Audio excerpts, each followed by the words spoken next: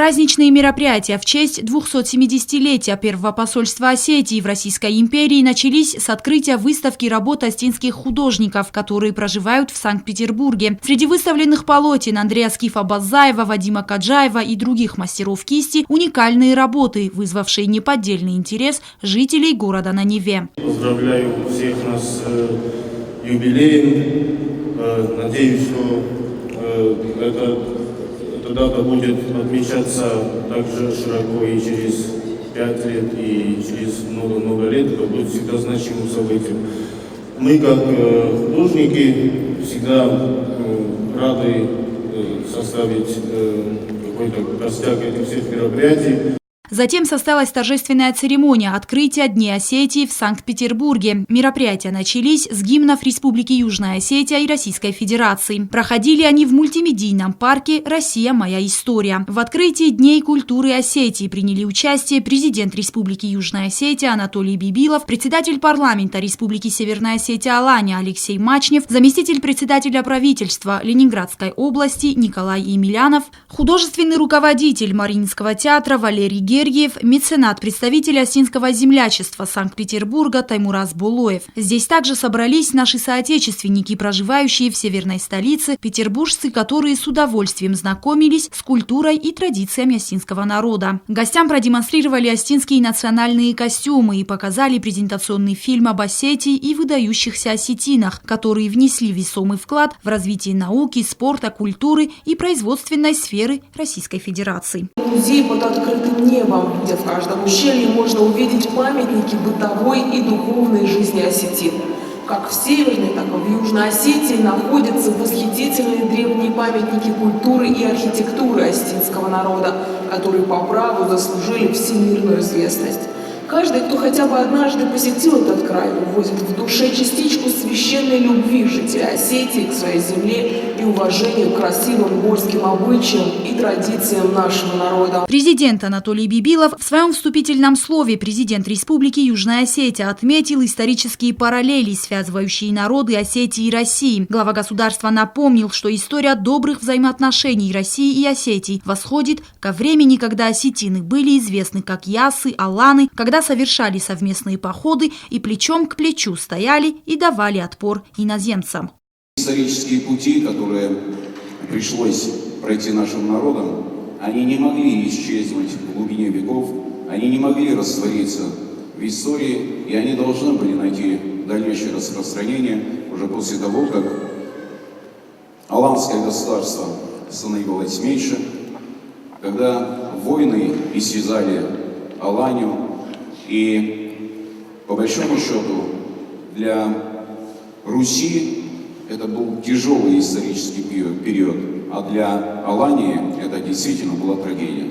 Трагедия потому, что остатки, которые остались от этих продолжительных войн, они ушли в горы и заняли как раз ту территорию, которая сегодня называется Осетия-Алания, не деля его на юг и север.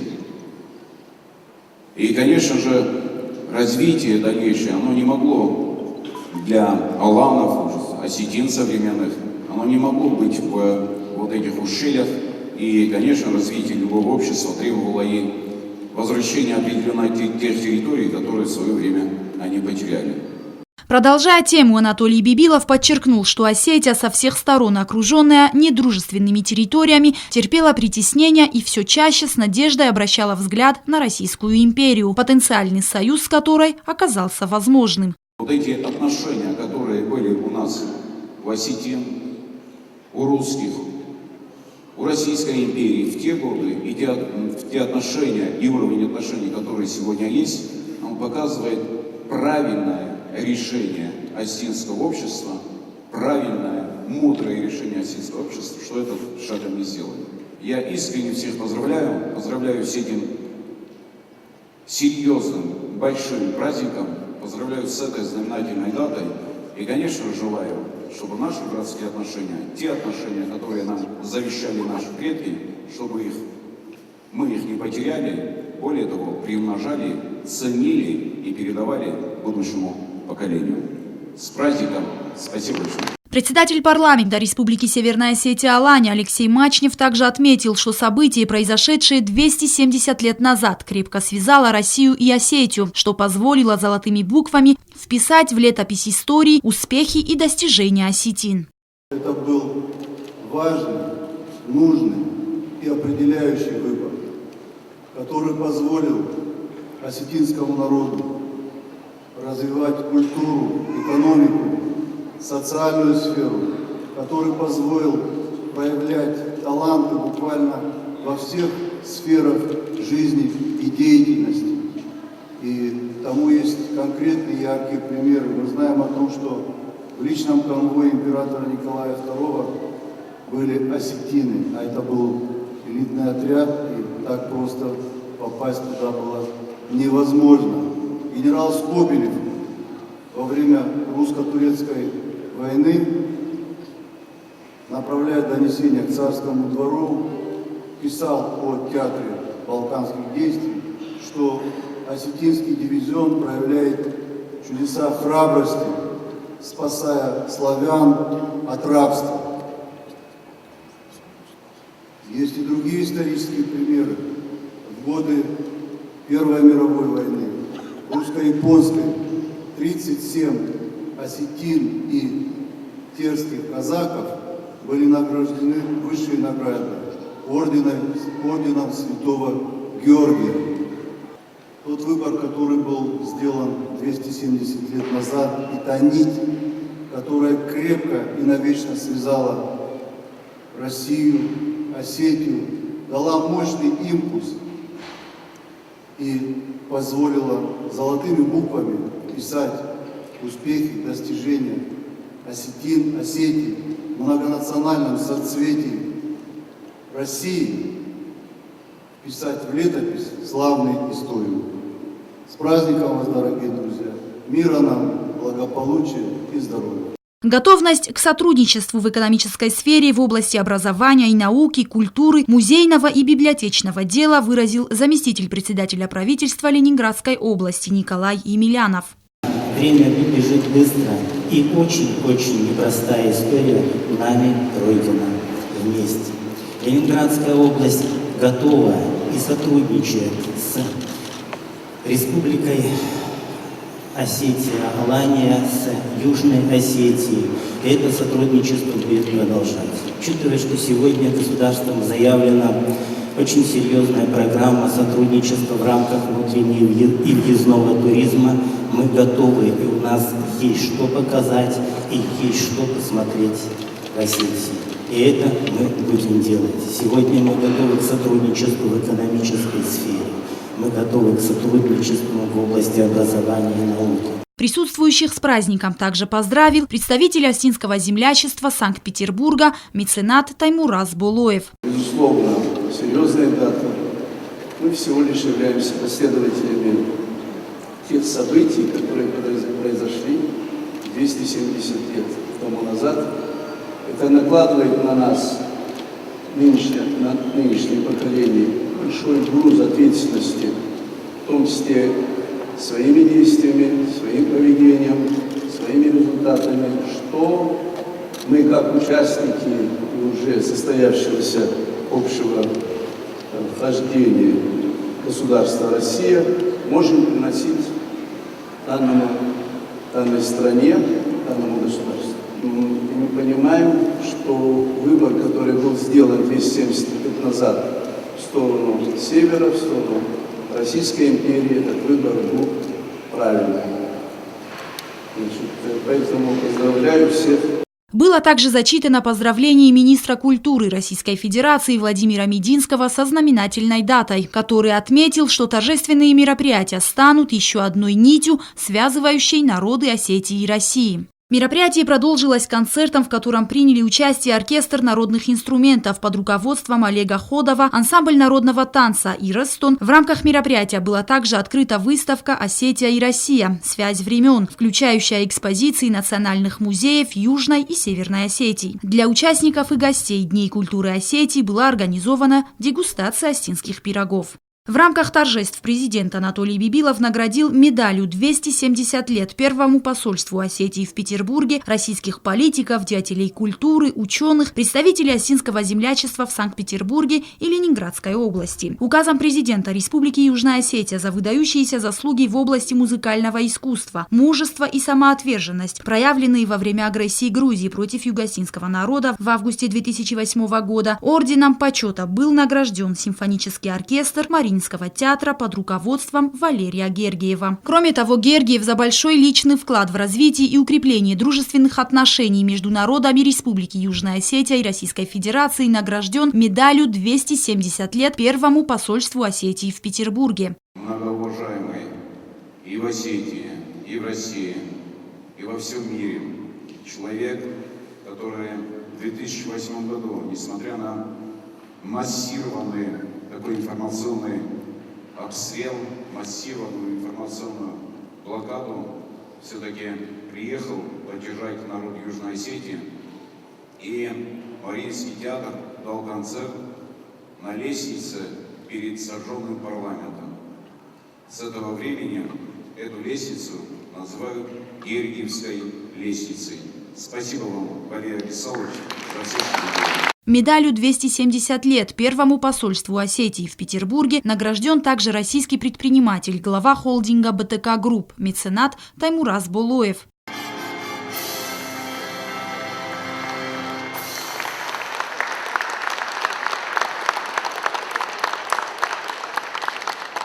В интервью телеканалу ИР Болоев поблагодарил Анатолия Бибилова за то, что было организовано подобного рода масштабное мероприятие, и за награду. Награда – это напоминание, знак, что 270 лет назад начался важнейший процесс между осетинами и Российской империей.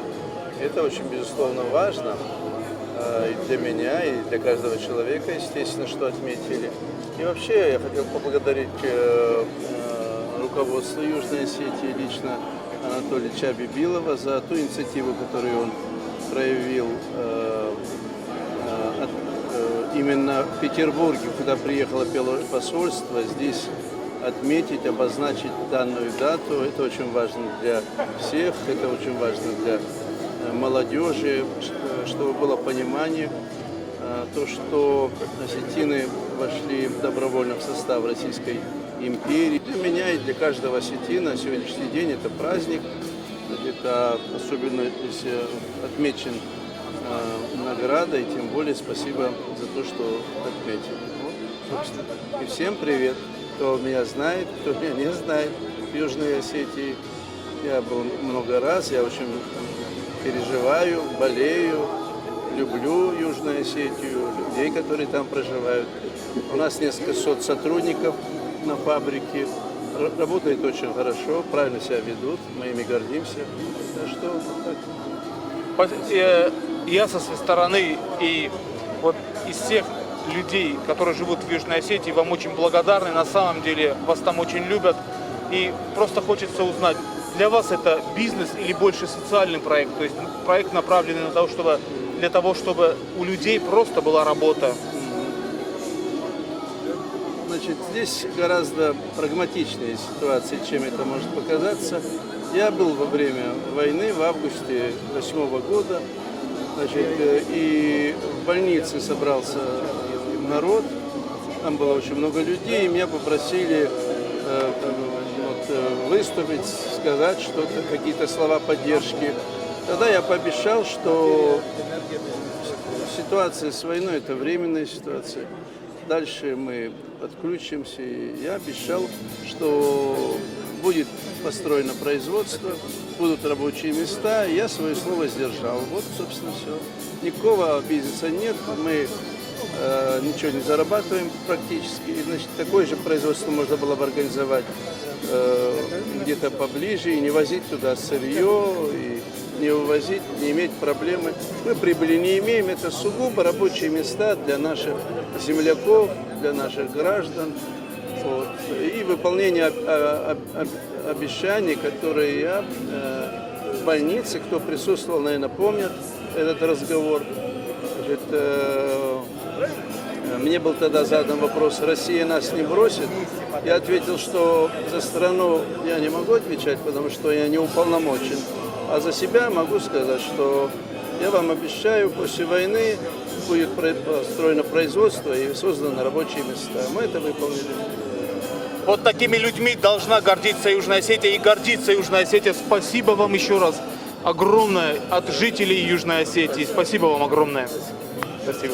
В свою очередь Валерий Гергиев пожелал мира и процветания осетинскому народу. Вы знаете, я думаю не столько о награде, сколько о том, как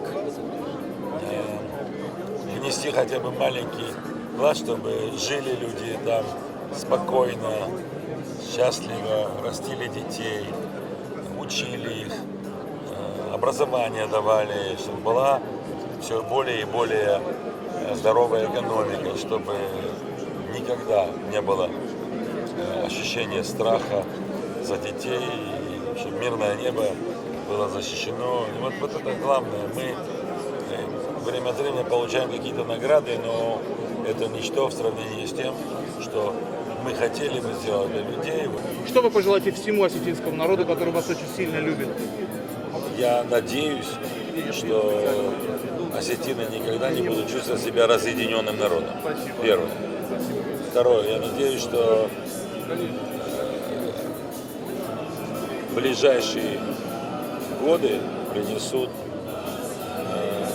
всем осетинам ощущение спокойствия и ощущение единого движения, общего движения тем целям, о которых я только что говорил. Будущее наших детей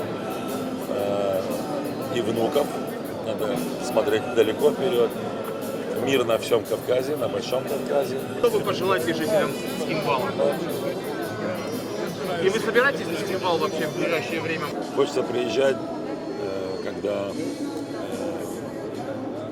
появляется молодая семья, хочется приезжать, поздравлять с юбилеем достойных сыновей своего народа. Хочется почтить старших. Вот по такому поводу приезжать, рождение младенцев, значит, а не по печальным, трагическим, даже страшным поводам. Я очень не хотел бы, чтобы это повторялось и в моей жизни, и в вашей тоже. Вот этого я желаю всем. В завершении торжественного мероприятия Анатолий Бибилов выразил слова благодарности руководству Санкт-Петербурга за возможность на достойном уровне провести празднование 270-летия первого осетинского посольства в России.